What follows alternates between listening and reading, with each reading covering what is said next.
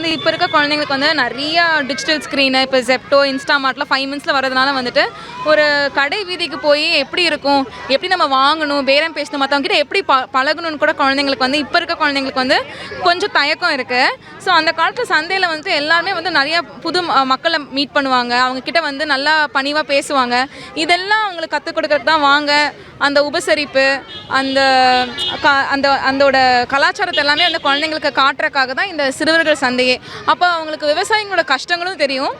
இந்த காய் வந்து இவ்வளோ காசு கொடுத்து வாங்குறோமா அப்படின்னு நினைக்கும் போது அவங்களும் நாளைக்கு சாப்பிடும் போது இந்த காய்கறி வேஸ்ட் பண்ணக்கூடாது, அதோட முக்கியத்துவமும் அவங்களுக்கு தெரியுன்ற ஒரு முயற்சிக்காக தான் இந்த சிறுவர்கள் சந்தையை நாங்கள் பண்ணுறோம்.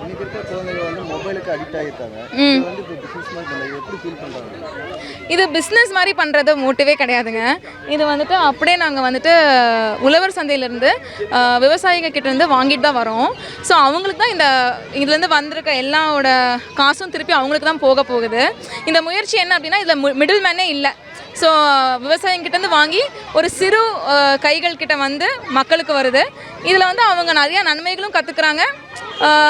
இதை பற்றி தரும்போது அது முக்கியத்துவம் உங்களுக்கு தெரியுது. நாங்கள் 2 பேரும் கலைக்கூடம்னு சொல்லி கிட்ஸுக்கு வந்து மறக்கப்பட்ட சில விஷயங்களை ஞாபகப்படுத்துறதுக்காக பாரம்பரியத்தோட அழகை எடுத்து சொல்கிறதுக்காக குட்டி ஒர்க் ஷாப்ஸ் எல்லாம் பண்ணிகிட்ருக்கோம்.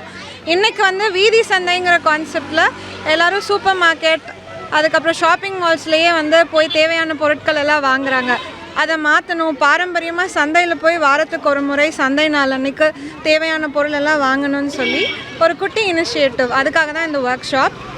இன்றைக்கி தான் முதல் முறை பண்ணணும். ரெஸ்பான்ஸ் ரொம்ப சூப்பராக இருந்துச்சு.